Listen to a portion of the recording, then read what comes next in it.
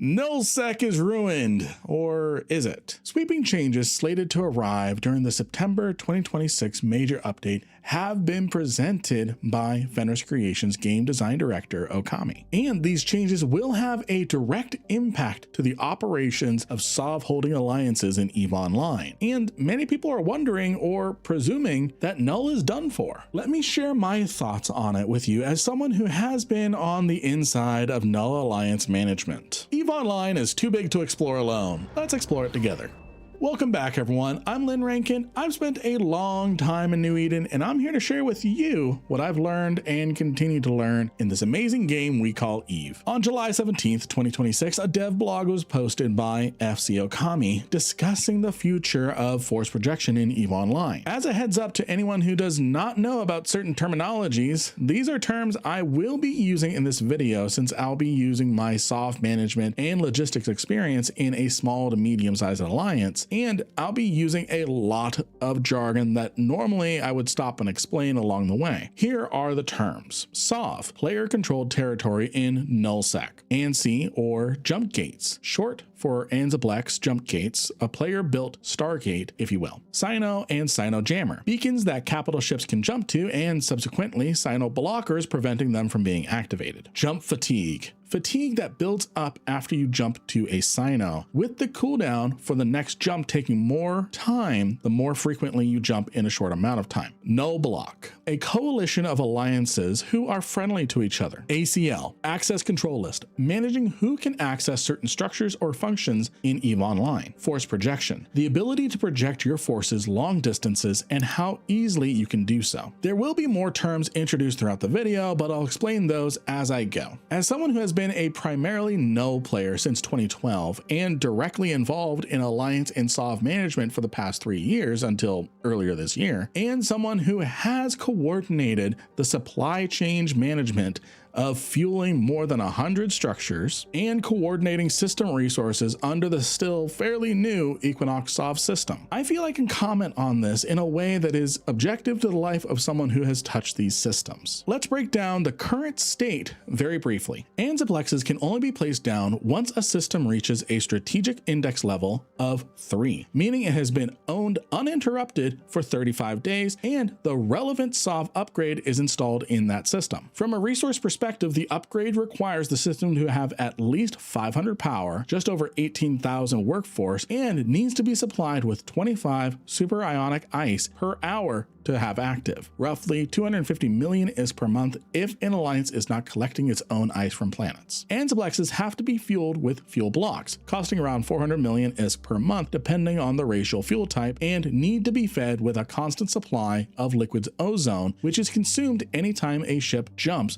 depending on its mass. This is sort of negligible since it's a byproduct of fuel block production. All ship types can take the jump gate, including capital ships. There can only be one gate per system. The maximum connection range between jump gates is 5 light years, and you can connect your jump gate to the jump gate that belongs to a different alliance as long as they agree to the connection. By the way, if you ever want to see where jump gates are located, all you need to do is go to your map, click the little constellation icon in the bottom left, click the 3 dots, and you'll be able to see jump gates you have access to, as well as all jump gates regardless of access. This brings us to force projection. Let's say a fight is happening in the southwest on the border of Period Basis and Delve in the system of LWX-93, and the Imperium in the system of C-J6MT wants in on the fight. With jump fatigue, it would take too long for everyone to recover to project their capital fleets or bridge over towards the enemy, and a sub-capital fleet would need to travel around 47 jumps if they were going Stargate to Stargate in Imperium-only territory and staying in Null. If we assume systems only take 1 minute to travel across at worst, we're looking at about an average of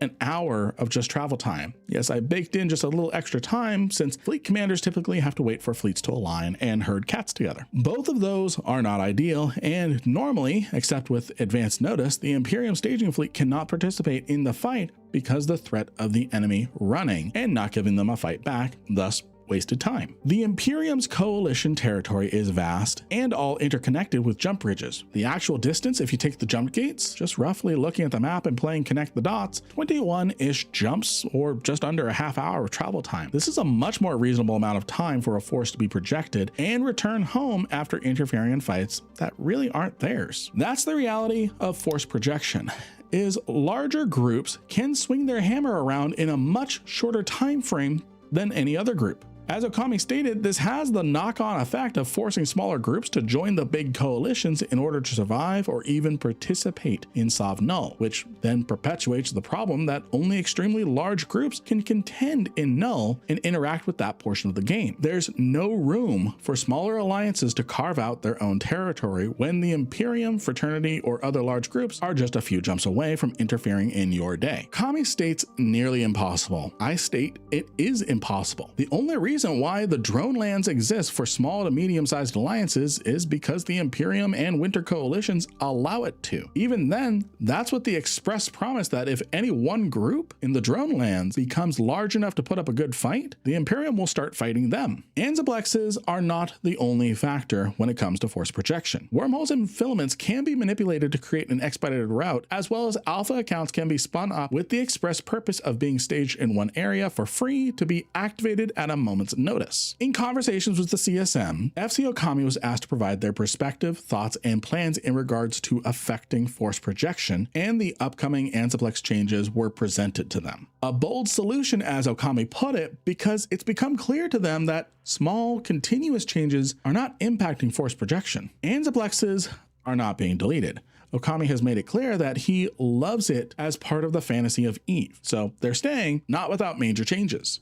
No, jump fatigue will not be incorporated into jump gates. It was discussed, but Okami is not a fan of stun lock mechanics that prevent or hinder actions, and he feels that jump fatigue falls into that category. While jump fatigue did put pressure on projection, it didn't solve either and can be overly punishing. So let's talk about what's being presented. Ansiblexes will no longer use liquid ozone, but instead have a capacitor like ships or citadels. The bigger the ship, the more capacitor is used to facilitate the jump. Once the capacitor hits zero, the gate needs to recharge enough in order to accommodate the next jump. A new attribute will be added to ships so that FC doesn't need to try and rebalance ship mass if they wanted to use that. This also gives FC the ability to tweak this new attribute to balance things. This leads to different counterplay that players can incorporate, such as draining the capacitor to disable the gate, and for owners to install an upgrade that improves Ansiblex capacity totals and or recharge rates. Zoning is also being introduced. Zoning will start from your Alliance Sov capital system, and within 5 light years of that system, all Ansiblexes within that bubble will not have its capacitor impacted by ships jumping through it, and you can travel freely. Beyond this, there are going to be 4 additional zones that radiate beyond that initial 5 light years. Assuming this means 25 light years is the cap, alliances will be limited to an Ansiblex bubble of 25 light years, or just over 3.5 jump drive jumps if you're using a regular carrier and a Sino. In each of these zones, the capacitor cost to use an Ansiblex increases. By how much, we don't know yet, but these zones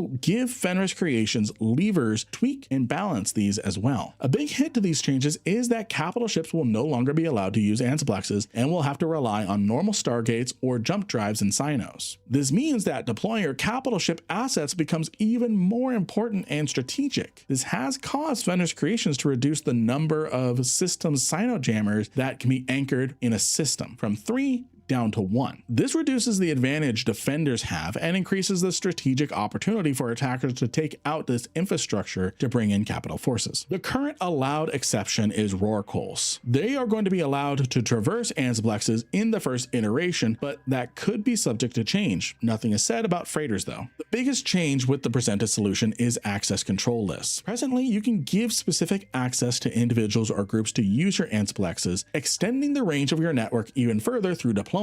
Under this new change, Ansiblexes will become alliance only. No one outside of that alliance that holds the jump gate can use it. Other ACLs are not impacted by this change at this time, such as Sino beacons. Tolls will also be removed from Ansiblexes. Typically, an alliance will charge a fee for using the jump gate relative to how much liquid ozone your ship used, so they could replenish it. With liquid ozone no longer being needed and only alliances will be able to use their own jump gates, tolls are no longer needed. And as a revenue stream, at least in the alliances I've been, it was typically priced at the cost of the liquid ozone. So I don't believe it will impact alliances too much in their wallet and may be inconsequential. This solution is slated for the September 2026 major update. Things will change along the way, and a month ahead of the update, FC will provide detailed numbers for zoning and other changes so alliances can make the necessary updates to their jump gate networks. In addition, while not guaranteed, FC will be exploring options like rig amnesty for alliances who want to readjust their networks without destroying any rigs for a period of time. That's the update. And before I get into my thoughts on the matter, I have linked the dev blog down below. Hey everybody, quick interjection. While I was editing this video, we just got that dev blog with some more details on the Ansiblex capacitor.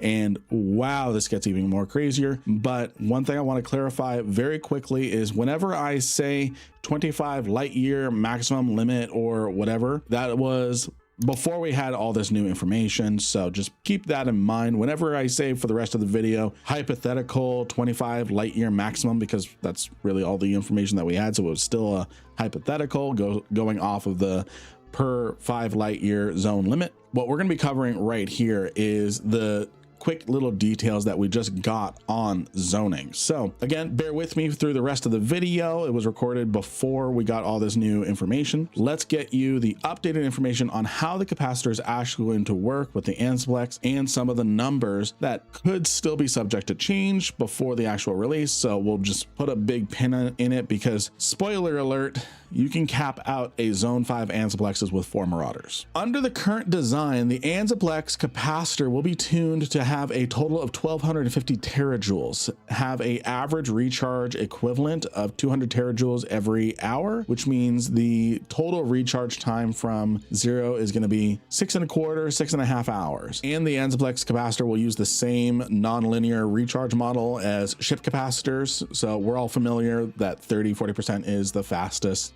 recharge time. One thing that was mentioned with the counterplay was the possibility of using remote neutralizers and cap transfers to affect the capacitor of the Ansiblexes. Those will not be incorporated at release. We know for a fact that cap neutralizers will be a counterplay, at least in the future, because that was mentioned in the initial article, and people have been memeing about the remote cap transfers. Even though it's mentioned in here, I still think it's a little up in the air that remote cap transfers are allowed on these. So the cost of jumping, this is where we get into some interesting things. We've got 3 examples that were provided. The distance between Ansiblexes no longer matters with capacitor costs, and it just matters with where you are going from one zone to another. So if you are in zone 2 and you're going to an Ansiblex in zone 3, the zone 2 Ansiblex eats the zone 3 cost. So a capsuleer is in a Tengu in zone 2 and is jumping to an Ansiblex that is in zone 3. The capacitor cost to the Ansiblex at the point of origin would be 78 terajoules. So the strategic cruiser's base cost is 13 terajoules multiplied by whatever the zone is, in this case 6, because that is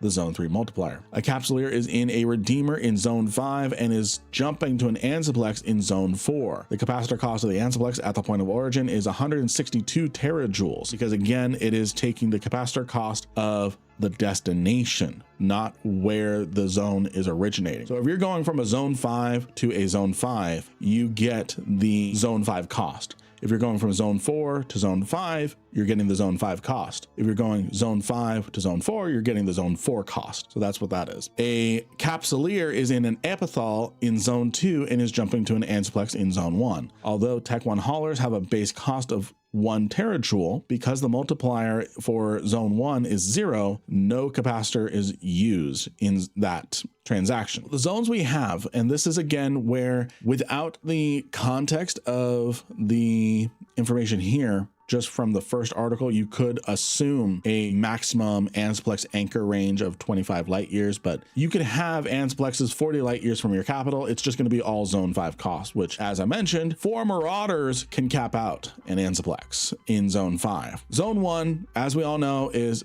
0 to 5 light years from the capital. Zone 2 is 5.1 to 10. Zone 3, 10.1 to 15. Zone 4 is 15.1 to 20. And Zone 5 is 20.1 and onward, and the respective multipliers are 0, 2, 6, 9, and 15. So again, if we just look up here, a redeemer in zone 5, let's say it's going to another zone 5, that is 18 times 15. Each redeemer uses 270 terajoules of capacitor on a zone 5 Ansiblex going to another zone 5 Ansiblex, which means it'll cap out and can't take anything more with just 4 redeemers. So continuing on here, we have the different capacitor bands. We have capsule exhumers, expedition frigates, freighters, haulers, jump freighters, mining barges, prototype exploration ships, shuttles, yachts, and corvettes, all sharing the same capacitor band, which is they have a base value of 1. A capsule in zone 1 takes 0 capacitor. In zone 2, it takes 2. Zone 3, it takes 6. Zone 4, it takes 9. And zone 5, it takes 15 capacitor from the point of origin Ansiblex. Same goes for everything in that same band there. Frigates have a base value of 4. Covert ops have a base value of 5. Destroyers 6. We have assault frigates, blockade runners, and deep space transports all having 7. Interceptors have 8. Interdictors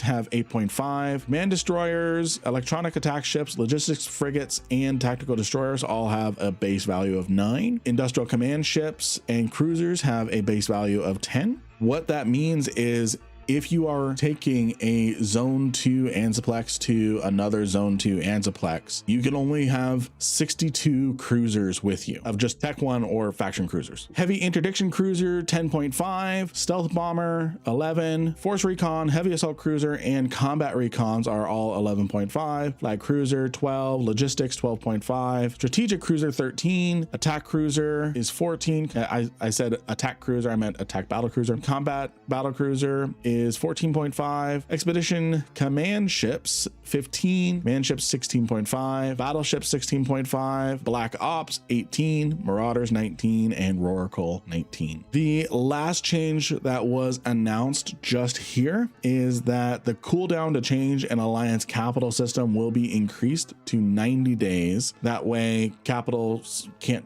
just shift around all over the place. Again, this is only changing Ansiblexes. It's not changing how stargates, jump portals, and filaments work, and those will allow folks to travel as normal. So that is the update very quickly that we just got while I was editing this video. Again, with the context that I was lacking from the previous article, I'm still going to say in the rest of the script, 25 light years hypothetical maximum. There is no maximum. It's just beyond 20.1 light years. It's all going to be zone 5. Let's keep that context in mind and let's get back to the video. So my thoughts?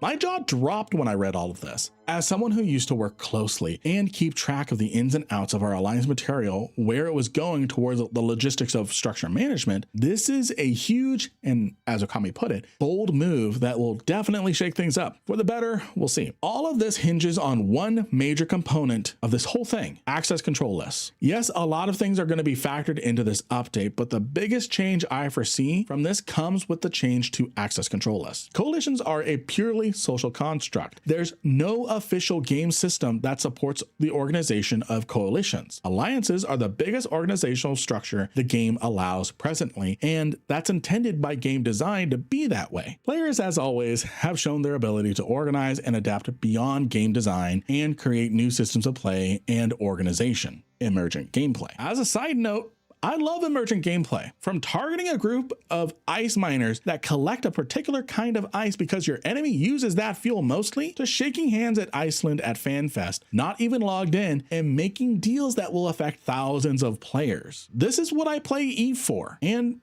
I'm never going to argue against emergent gameplay or things players come up with to organize themselves, so long as it's not exploitative like war deck mechanics. Players decided they wanted to organize beyond alliances and use systems that were designed to give alliances and temporary allies the ability to share and be flexible, has been used to create amazing things. Where else in the gaming industry can you find a player organizational structure that contains literal tens of thousands of players, not just within within the primary group itself, but across a coalition that are each contributing in some form or another. Players have a knack for solving game systems in EVE, and this goes all the way back to the organizational effort that brought the first Titan, Steve, into existence far faster than any game dev thought possible, to the point that the code to actually deploy the Titan from the construction bay hadn't been incorporated yet, and a dev had to spawn it in manually for the group that built it. There are a few things that alliances and members look for in a coalition in regards to its organizational structure and abilities: logistics, infrastructure, territory, and the manpower to defend that territory. The backbone of any organization of any size is logistics. The actual moving of goods, services, and such across distances is what makes or breaks any effort of organization. Even a one-man corp, if someone is juggling just their own characters, they have to figure out the logistics of acquiring materials or moving goods to market. Imagine that on a scale, the likes of the Imperium or Winterco, with collectively more than 150,000 characters between them. I don't think anything needs to change with logistics. Even in a well-established group,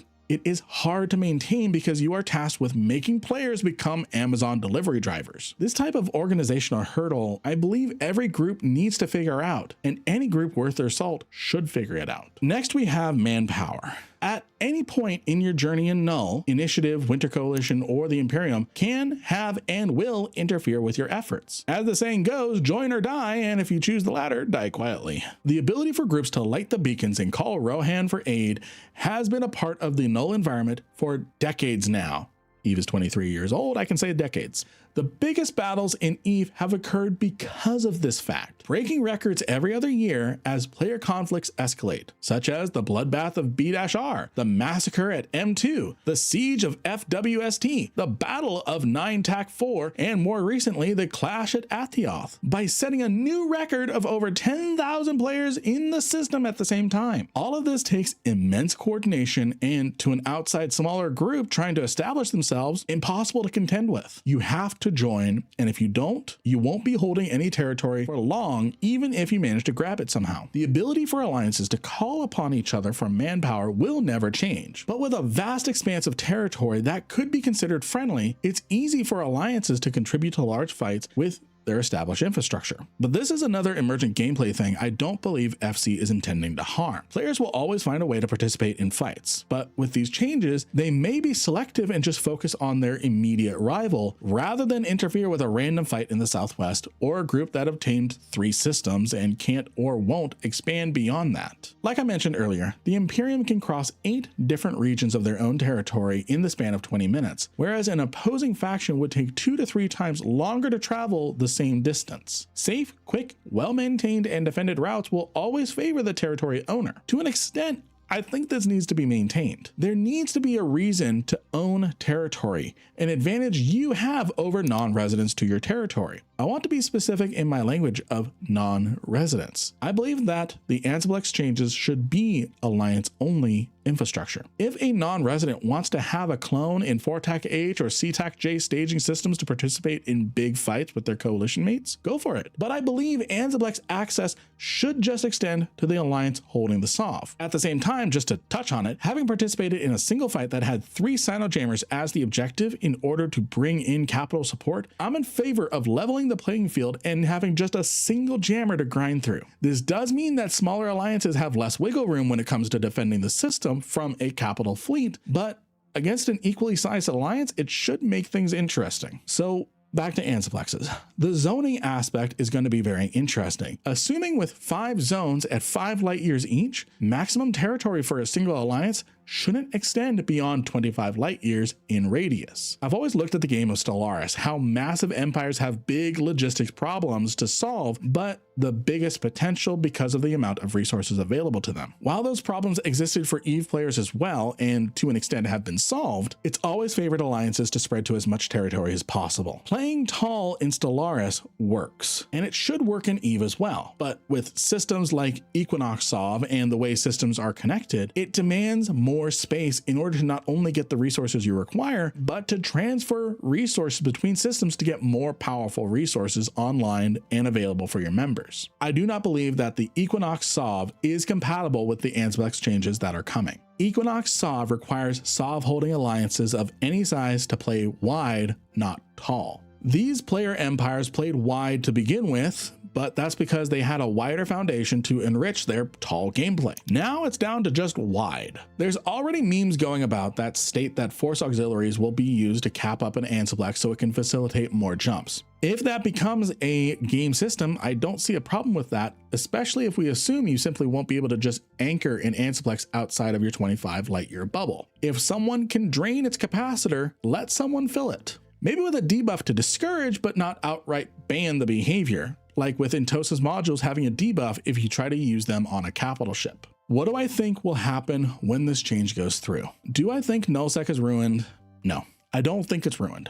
I think it's going to do what it always does: evolve, adapt, and survive. I believe coalitions will largely stay together, but as time goes on, without a direct interconnected network of jump gates, the more staging fleets will be pressured to exert their manpower outside of the home territory. In a hypothetical, Dracarys could end up getting attacked by residents from the west or southwest. And if the staging fleet in Ismother cannot respond or in time, Dracarys may reevaluate their relationship with the coalition as a whole. While coalitions require their members to be self-sufficient with defending themselves, the coalition head is the one to set an example and defend a member and augment their forces. The moment that this is tested and fails, I believe we'll see more alliances breaking off, expanding, or retreating to a 25 light year radius and leave pockets of no man's land, spaces for smaller alliances to grab a few systems for themselves. With Equinox SOV, I do not envy the challenge those smaller alliances will have, even if they manage to grab a few systems. In order to take advantage of your space, you essentially need at least 2 constellations owned so you have enough workforce and power to do anything meaningful. As someone who helped plan and map where upgrades should go and how to power them, it is a nightmare. Like I mentioned, Equinox SOV requires alliances to play wide, not tall. Otherwise, there is very little worth in the space because of the workforce and power required to do anything. Having been in null before, the argument that alliances need wide space for their players is not true. Most systems have only 1 or 2 people in it on average outside of the core systems. People don't venture much beyond the staging system, yet the systems are upgraded to accommodate 15 to 20 players at one time. The real reason these empires need to play wide is in order to power logistics infrastructure like Ansiblex's and super capital production facilities. Back to that Ansiblex bubble. Definitely CTAC-J, 4TAC-H, and CTAC-N will no longer become coalition headquarters. They will shift to encompass as much territory as they can within that 25 light year bubble. For example, most of CTAC-J's theoretical 25 light year bubble will encompass NPC space and be wasted, and they'll likely move their capital to somewhere in Immensia or Tenerifis. And Goonswarm will likely require the coalition's members to give up a few systems so an Ansiblex can be anchored within the bubble so the Goon fleet can traverse most of the Imperium territory. This is what is going to be the biggest shakeup early on, the shifting of where the capital of many alliances will be. Coalitions will be tested when member alliances are required to give up territory for Ansiblex infrastructure if parts of their territory is encompassed by the coalition head's Ansiblex bubble. And giving up territory under Equinox SOV could break lots of connections and turn off lots of upgrades, or multiple systems will be needed to be given in order to support an Ansiblex. I believe there will come a tipping point in these coalitions where an alliance doesn't feel they are getting the same benefit as they once were and turn inwards and go independent if they are able, or simply join the head alliance and move. In that case, yes, the big dogs get bigger, but then more space opens up that is no longer occupied because an alliance dissolved to join Goons, leaving an opportunity. I believe that there will be a lot of friction over this update, in and out of game. I believe that changes and more challenges should be provided to empires managed at that big of a scale. And at the same time, I believe that more reason should be given for alliance management to play the game, because having been in alliance management, let alone coalition management myself, I had to convince myself that I was playing Eve while typing away on Discord, not even logged in. And lastly, because of this change, and because what I feel is going to be a limiting factor to alliances, I feel that Equinox SOV needs to be upgraded to a point that allows more to be done in the space that is there. If alliances are going to be expanding or contracting their territory, or their member counts are going to be swelling, there needs to be stuff for them to do in that space. Buffing Equinox Solve so that it's more compatible with these Ansiblex changes, I am in favor for. The current system of Equinox Solve makes some space total trash still, even with the bounce pass that happened. So I think with the Ansiblex changes, there needs to be a balance to all solve space again. Because right now, if pockets of 10 solar systems open up, it's very difficult for smaller alliances to utilize that space. And in order for small alliances to succeed, they need to be able to do a little more than what is currently possible in the space that they take. What are your thoughts on the upcoming change? Good, bad, needed, not needed? Will this help younger alliances establish themselves in the pockets in between? Let me know what your thoughts are down in the comments. YouTube thinks you'd like this video on screen now. Were they right? Give it a watch and find out. Be sure to like, subscribe, and use my creator codes in the description to show your support for the channel. Thank you to our amazing YouTube and Patreon members. Welcome to our newest members, and I'll see you in the next video. Bye-bye now.